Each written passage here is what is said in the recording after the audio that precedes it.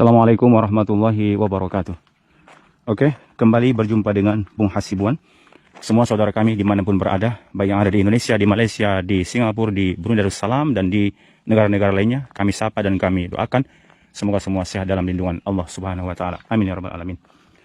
Saudaraku semua, sekarang ini saya berada di kaki Gunung Uhud, dan ini tentu tempat bersejarah di mana kita sudah pernah mendengar cerita Rasul pernah berperang dalam peperangan Uhud, dan kemudian juga diceritakan dalam hadis bagaimana Rasul pernah terluka di sini, dan akhirnya ketika Rasul terluka diselamatkan ke gua ada di belakang bukit sana itu ya. Silahkan tonton di video kami yang sudah kami upload sebelumnya.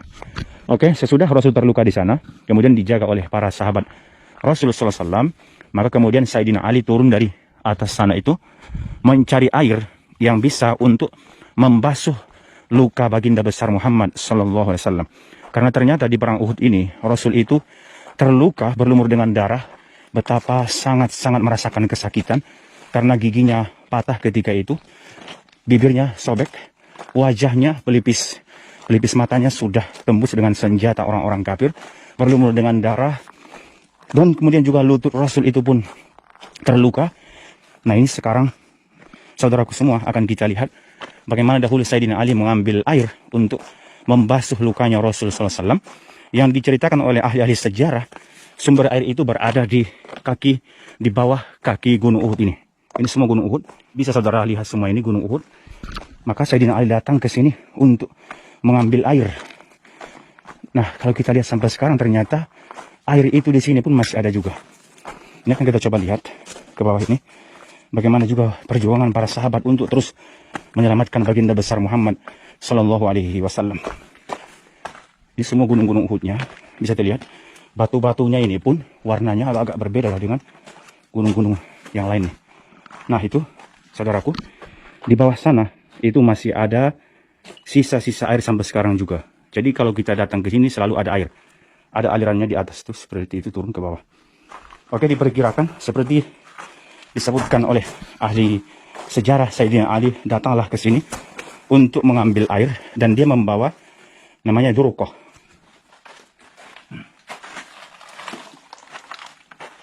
Nah, ketika Sayyidina Ali sudah sampai di sini, dia membawa durukoh ketika itu. Durukoh ini satu tameng yang mereka pakai untuk menjadi pelindung diri di saat terjadi peperangan. Jadi biasanya dulu peperangan-peperangan itu sebelah kanannya dengan pedangnya tentu, dan di sebelah kirinya ini dengan memegang tameng yang seperti mungkin piringan ya.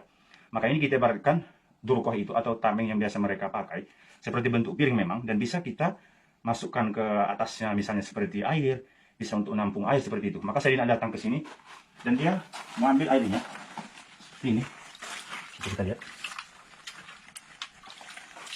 Nah, sesudah air itu berkumpul di tameng yang dibawa oleh Sayyidina Ali, maka Sayyidina Ali memberikan kepada Rasulullah, dibawa ke Rasulullah, dan Rasul ketika itu seperti mencium air yang ada di sini. Memang rasanya sudah beda sebab tekstur yang tempat aliran air ini kita lihat memang gunung-gunung, bebatuan-bebatuan seperti ini, bukan tanah biasa ya.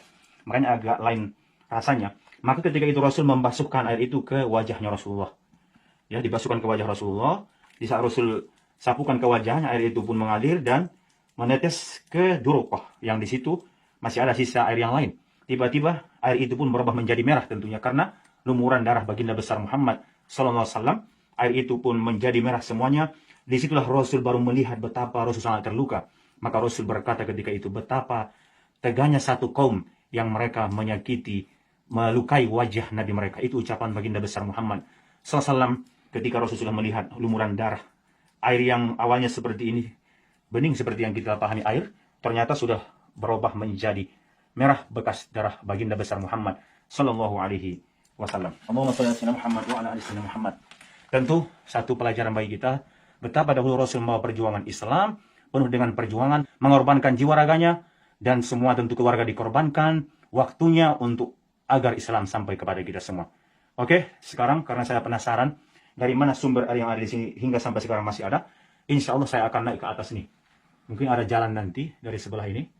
Saya akan naik nanti ke atas terus melihat supaya nanti saudaraku semua bisa membayangkan bagaimana dahulu gunung ini menjadi saksi bisu perjuangan Nabi besar Muhammad Sallallahu Alaihi Wasallam. Kita ikuti naik ke atas. Ya. Nah, jadi itu tadi yang ada di bawah. air yang kita lihat di bawah itu sekarang akan kita telusuri ke arah mana sumber airnya. Kenapa sampai sekarang ada di bawah sana dan kenapa dahulu termasuk saya dan Ali bisa menemukan air, akan saya coba lihat nih. Nah itu, ternyata di sini juga ada nih sumber-sumber airnya. Seperti ini. Dingin airnya, sangat dingin. Sini juga ada. Oke. Dan di sini, saudaraku, terlihat seperti anak sungai ya. Bisa saudara perhatikan nih. Oke. Sini juga ada airnya nih. Sini bahkan lebih banyak lagi. Karena bisa jadi, ya air-air hujan yang mengalir dari antara bukit-bukit bebatuan-bebatuan ini sampai ke atas sana itu, ini benar-benar di bawah kelihatan. Maka nanti airnya turun dari bukit-bukit sana atas sampai ke bawah ini, terus sampai ke bawah sana. Ini semua di Gunung Uhudnya. Masya Allah.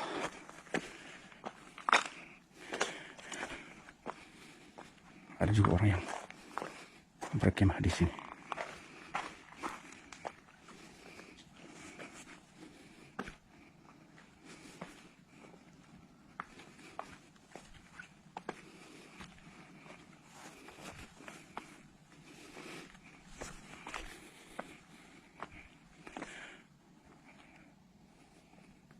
Ada orang yang berkemah di situ.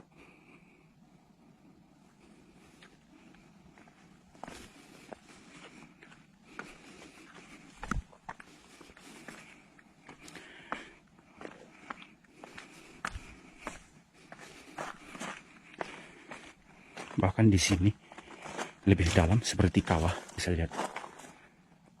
Benar-benar seperti kawah. Jadi air itu mengalir dan numpuk di sini. Kemudian turun naik ke bawah sana. Orang Arab juga di sini ada yang berkemah. Tuh, seperti itu perkemahannya. Ada perkemahan mereka. Oke, saya lihat sisi lain dulu.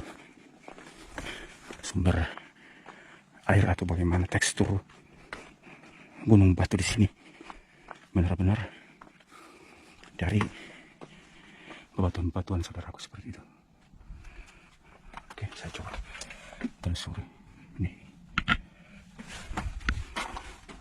Oke. Kita harus hati-hati karena mungkin ada hewan-hewan berbisa juga di sini. Nah, tuh. Allah. Masya Allah.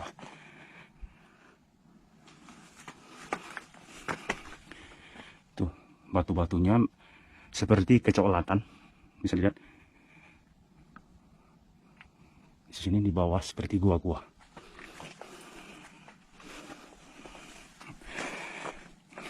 Itulah dia saksi bisu terlukanya baginda besar Muhammad sallallahu alaihi wasallam.